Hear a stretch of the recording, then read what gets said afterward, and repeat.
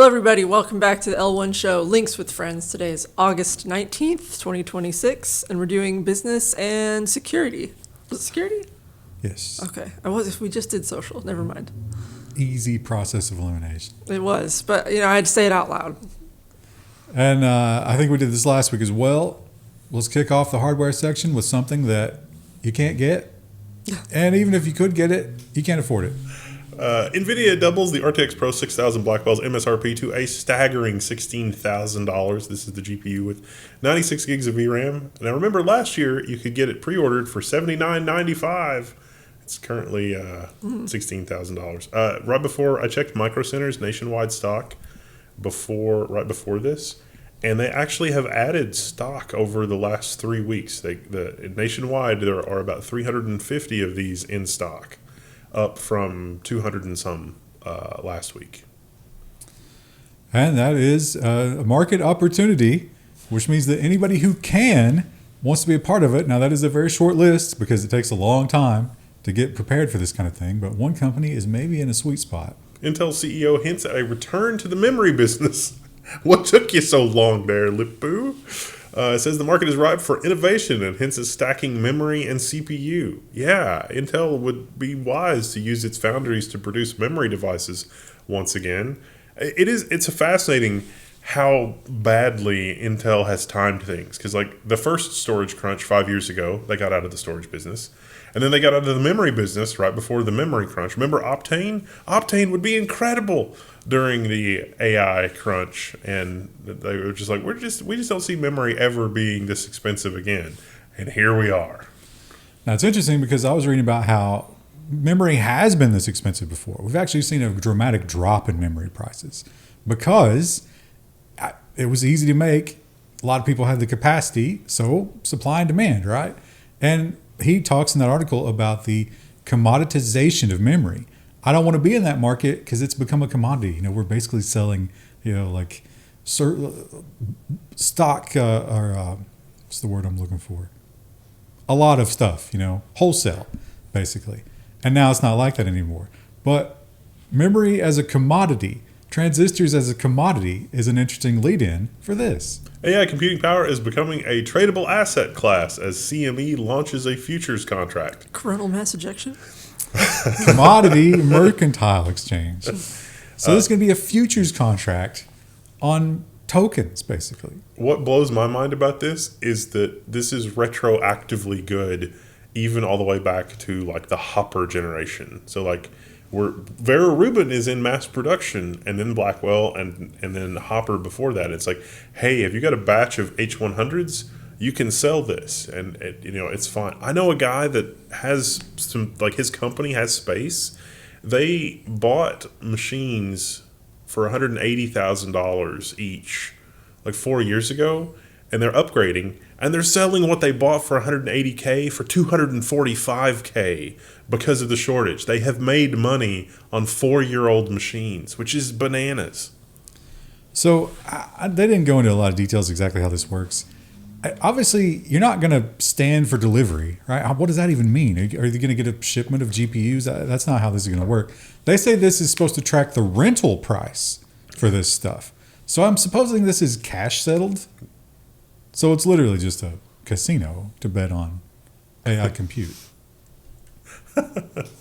I still can't buy, if I would like to rent an 8 GPU machine for like 4 hours. Nope. You got to do it at least a couple weeks at a time. Most providers want you to do it a month at a time. And that is a lot of hours at like $25 an hour. And the company that started it all has kind of fallen back. They've not been the leader in the AI stocks recently. I mean, they're doing great, obviously, but they're not exploding ahead of everybody else anymore. And one man's mission is to get that back on track. And is it going to be just as circular? No. Even more so. Nvidia partners with Wall Street giants to raise $500 billion for AI buildout. So this is the 25% thing, right? Nvidia is going to give you a depreciation guard for 25%. They're going to match your investment. They're going to pay 25% of your investment just to get this started. Yeah. Basically. So that's basically guaranteeing that your GPUs don't depreciate. But they also control the roadmap here, don't they? I mean, It's like, oh, Well, but all roads lead back to them. yeah, They're creating demand yeah. by giving you the money and subsidizing you to buy their goods. Do we think that demand for token will ever slow down? Well, that's the thing, right? It can't. With the current business model, it cannot. That thing that Bernie Sanders wants, that destroys the business model immediately.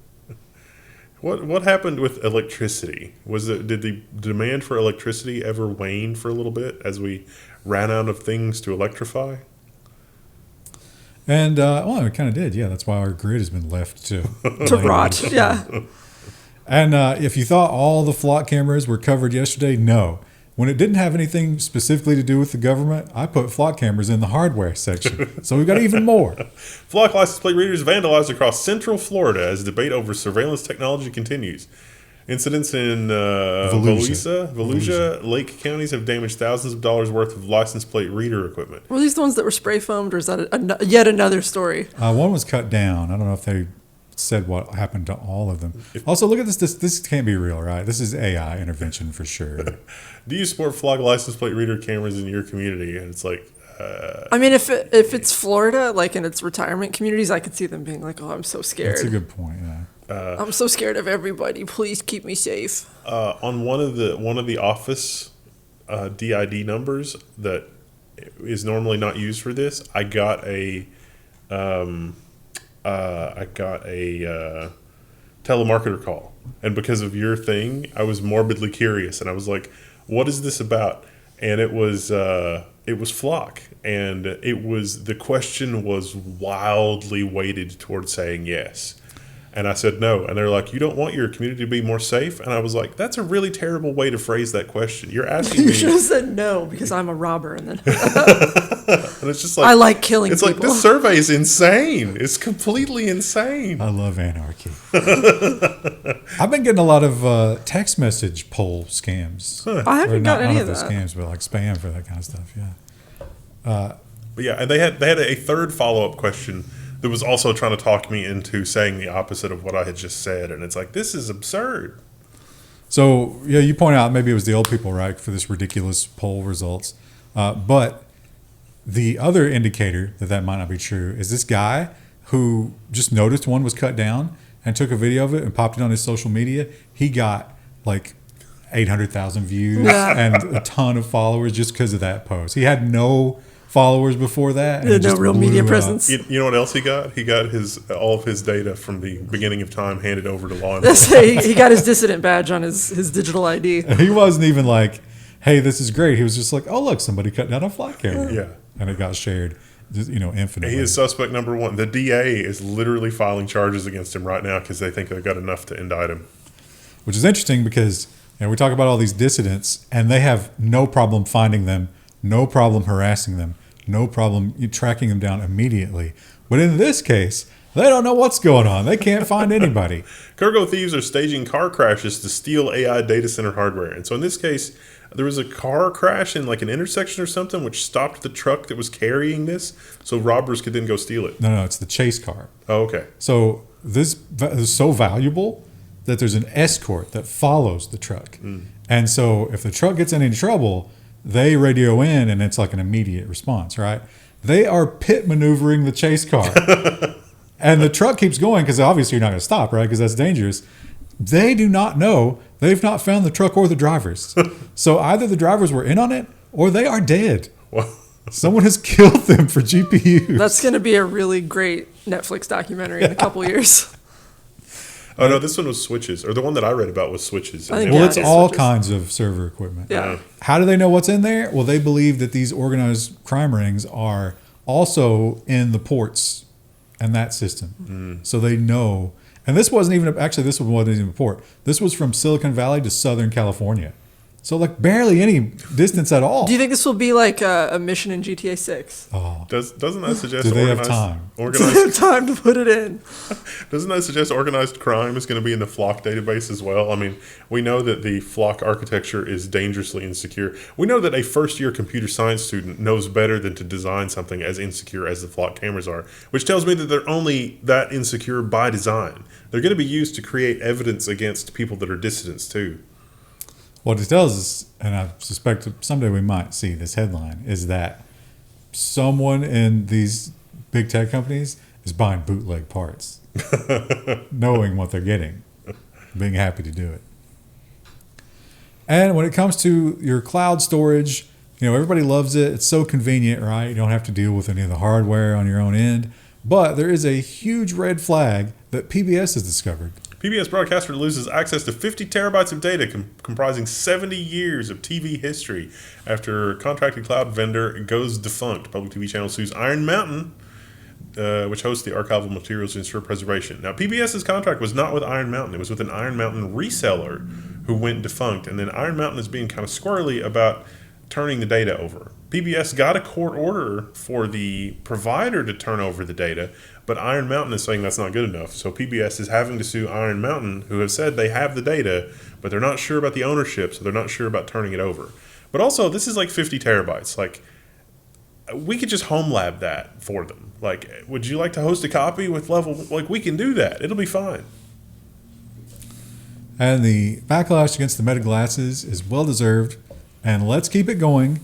Anytime that you see somebody with Meta glasses, exclude them from your life. And if it's in a professional setting, make problems for them. Let's celebrate this woman and what she did.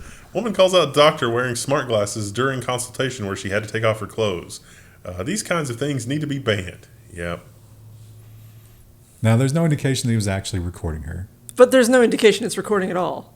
So You can definitely arrange that now. We know that you can turn the light off if you know what you're doing, or you pay somebody like $50 to do it. So we also know that doctors have done horrible things like this a lot in the past. It's not that uncommon. And for now, they can only spy on you in public with, imagery and stuff like that. But so soon, the invasion will be much, much worse. Big tech wants to harvest your thoughts. I bet you do, you sons of bitches. This talks about a guy that did an experiment with rats and chasing bars and then stimulating their brain with lasers or holograms or something. All right, so apparently the hardest neuron firing for imagery is white bars on a perfectly black background. For some reason, your brain visually is just like, oh yeah, I know exactly what this is. So they showed that to the rats, recorded them, trained them to drink water when they saw it, and then tried to reproduce the neurons, and the rats drank the water. So they were able to record and replay visual imagery in rat brains. Think about that. That's going to be, you see this image and you're going to buy something on your TikTok reel. In related news, top advertising execs severely dehydrated after reading this article because of the fluid loss. And our lovable pets are maybe the only wholesome thing left in our lives, and they're starving because of big tech. Cats and dogs are missing meals after a popular smart feeder went down. Again, first-year computer science student could have designed a better system than this. These pet feeding things depend on the cloud to know what time it is. Could you have designed a more idiotic system? Think about, what if there's an apocalypse and you have to go out ranging for loot and you die? Your pets aren't even going to survive as long as there's food in the feeder. Well, my question is more benign. Is just, what if there's a power outage? Huh? It's like, that happens all the time. We've had a bunch of storms this week. Our power flickered. Like, oh no, it can't get the time. Your animal's not fed while you're trapped at work. This sucks because this is Washington Post paywall, and the chart is the whole thing. Like, the chart is the story, and we're not going to be able to see it.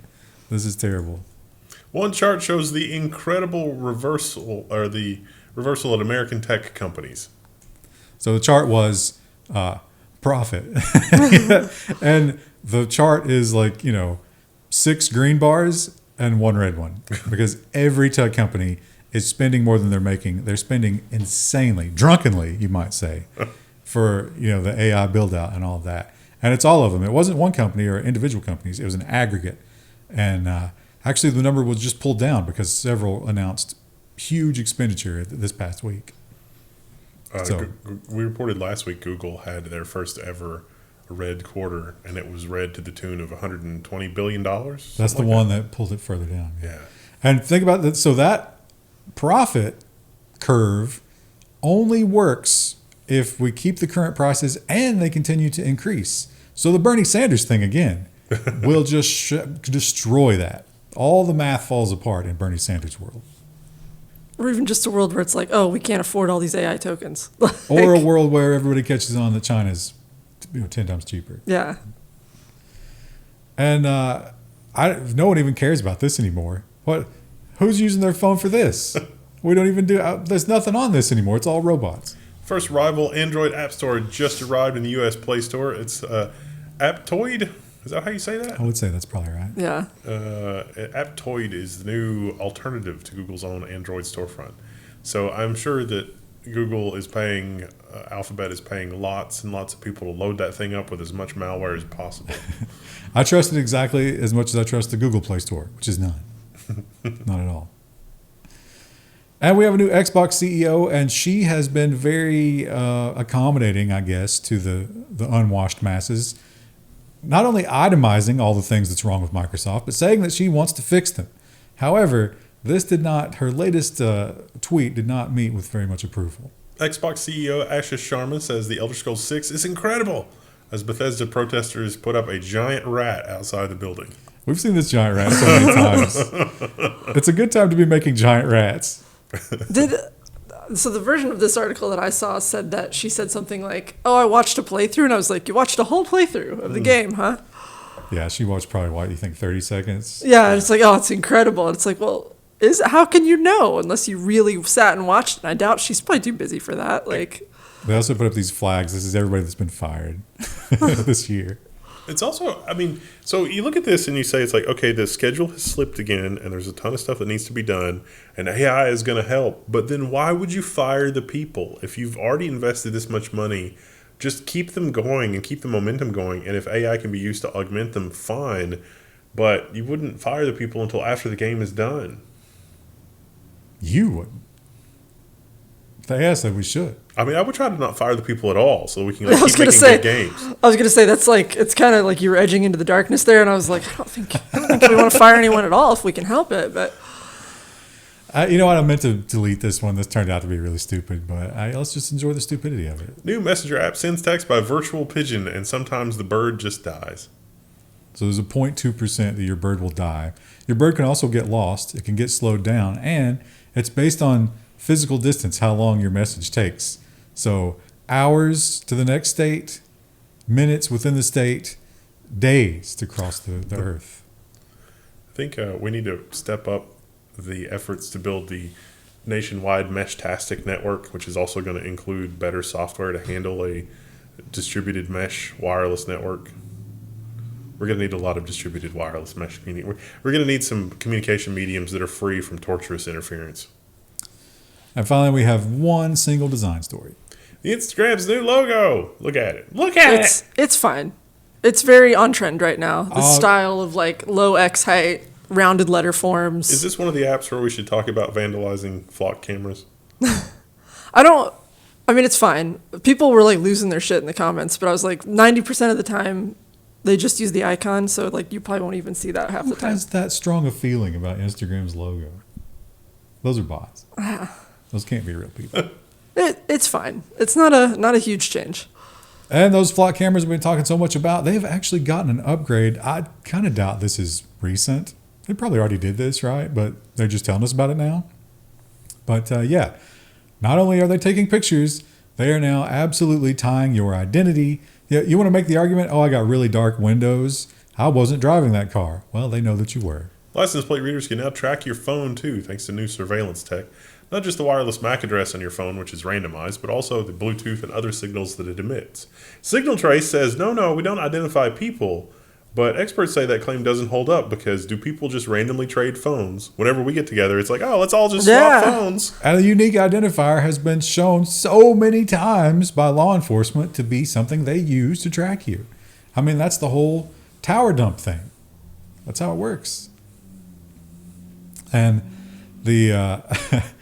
I don't know what you can do in this situation if you're trying to improve your PR, but this was the wrong thing to say because it is so obviously and provably false. It's the opposite.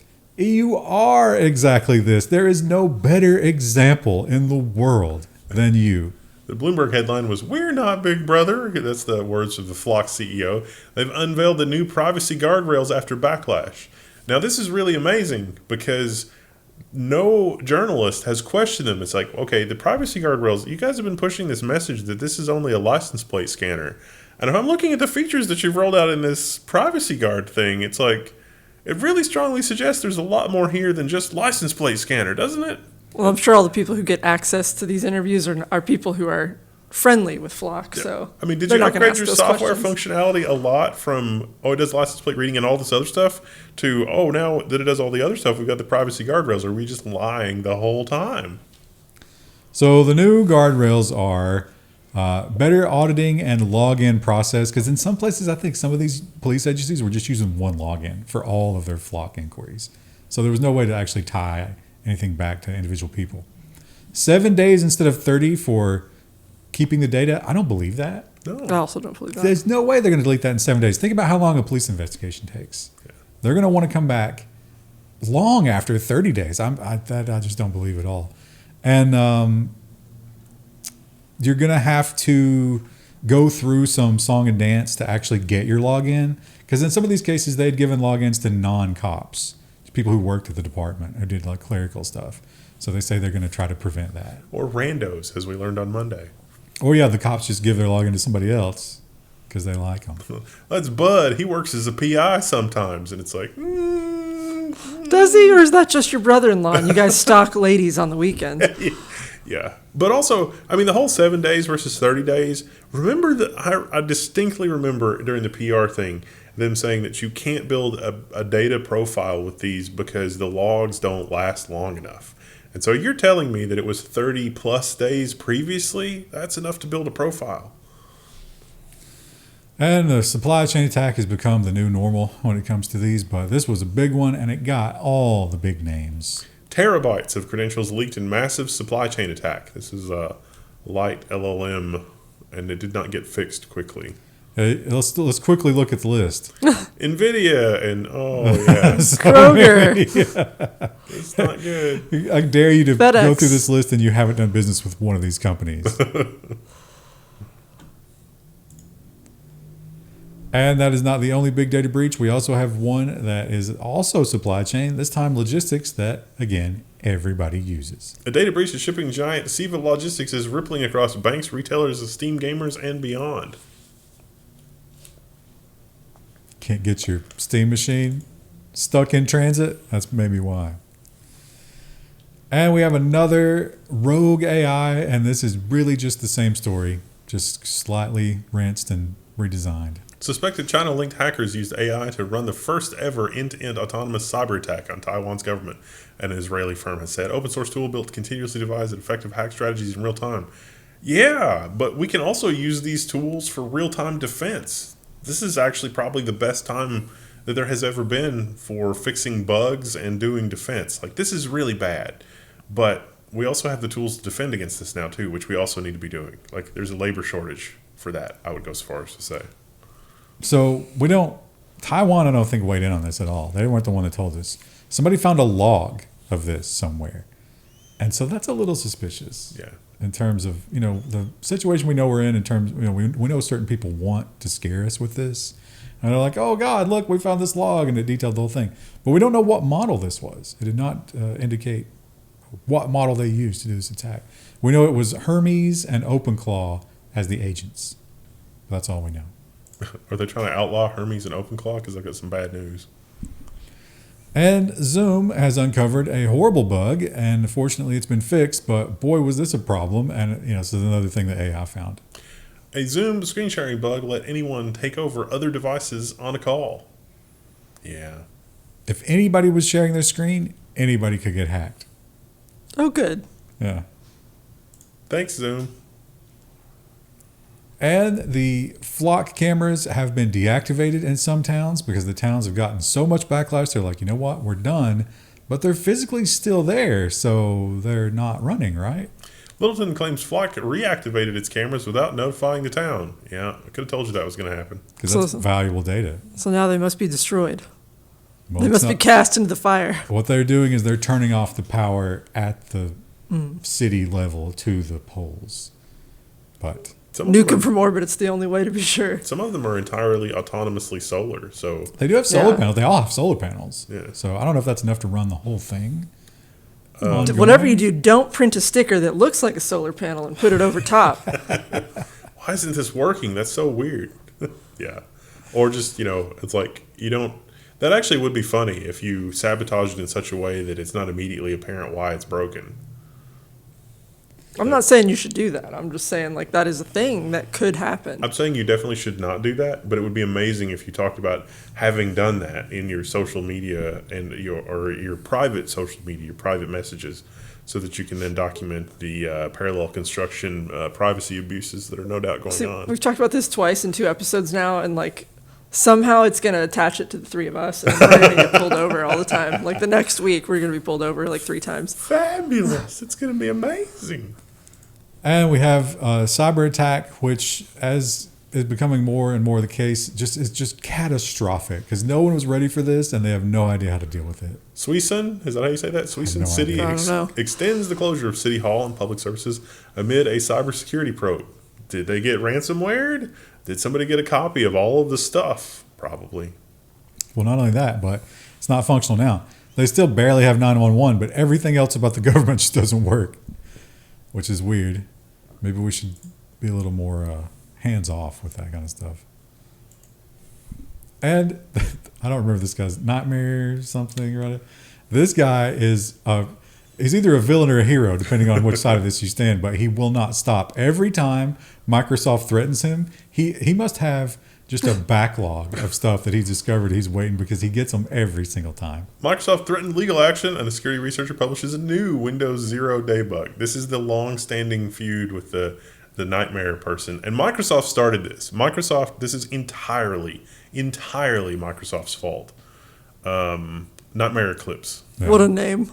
Yeah. And so, like, Microsoft jerked him around in a bunch of different ways, also including the bug bounty. Like, these are really catastrophic problems, and Microsoft's like, I don't know if this rises to the level of bug bounty. And he's like, okay, I'll just release it. And then it was like, oh, this is actually really terrible. And it's like, yeah, it turns out you got some really idiotic, egocentric people in Microsoft just doing the dumbest thing possible. And then the entire security research people showed up in his defense. But this is the second or third time. Yeah. Like they keep stepping on this rake over and over. they can't learn. It's because the heads need to roll. Microsoft Literally Microsoft is so egotistical that you have things like the start menu where it's like, this is an objectively bad design, but it's no. We have to keep the objectively bad design so that someone's dashboard line goes up. Oh, you know what I forgot to add, which sucks because it was such a great hardware story. They changed the logo for Copilot, so the Copilot buttons don't match anymore. What a stupid thing. You know that, like, if I was on that design team, that would drive me insane. that would make me literally crazy. But they'd be like, no, Krista, they'll buy new hardware. That's what we want. And it's like, but now they don't match, and like the old hardware, and there's no real tangible reason that we changed it. I like to think of that as a form of introspection because I saw that too, and the introspection that I'm thinking of there is that Copilot's reputation is so bad that they have to rebrand it, even though the button branding exists on countless millions of devices at Microsoft's that were done at Microsoft's behest. And it's like the Copilot branding is that bad that we have to do that. And so, like, they have to be aware on some level of the bad decisions they're making. It also shows that we should never let a single company dictate hardware standards like that. Yeah. It's just insane. Now, when we first started talking about image recognition back in the glory days of like 2017, 2018, something like that, we talked about the banana sticker, which is something somebody came up with where you could just put a sticker on something and it would mess with these image libraries so that it couldn't quite tell what that is. And one man has run with that. A cybersecurity researcher has covered a Toyota in an AI-generated pattern to confuse flock cameras, and boy, it does. Incredible. He's also got some apparel that you can buy to hide yourself from cameras. And again, this doesn't stop the camera from seeing you. It stops the camera's AI from identifying you as an object You know, it can't tell that you're a human, or it can't tell that's a car. It's sand walking. Now, unfortunately, he is not going to give us access to this, and he's got a good reason why, because he's like, as soon as I give you the secret here, they're going to Train on it. Yeah, they're going to fix it. So he wants to sort of roll it all out all at once so that you get the maximum amount of time that you can hide this. I like the idea of disguising yourself as a JPEG compression artifact, because you know that's going to be all over the training data set. It'll be so much fun if that becomes like the hot fashion, right? Yeah. It's like hiding from surveillance. Street fashion. They're so visually like unpleasant too. Yeah. They're not pretty patterns, but Which is why they work. yeah. When they're studying the collapse of the empire in the future, like the collapse of the Roman Empire, it's like, oh, the frescoes got really weird toward the end. Yeah. I wonder why. It's also quite funny because, like, if a human looked at that, they'd be like, wow, that really sticks out. It's not Gray Man at all. Yeah, it does sort of like paint you as a target when humans are looking at you. It's a cool sci-fi premise. I don't really want to live in a sci-fi dystopia, but we're here. Oh, what's the Pirates of the Caribbean? Yeah. You don't want to live in a cyberpunk dystopia. Too late. You're in one. Anyway, with that happy thought, we'll be back on Friday with AI and also nonsense. Bye.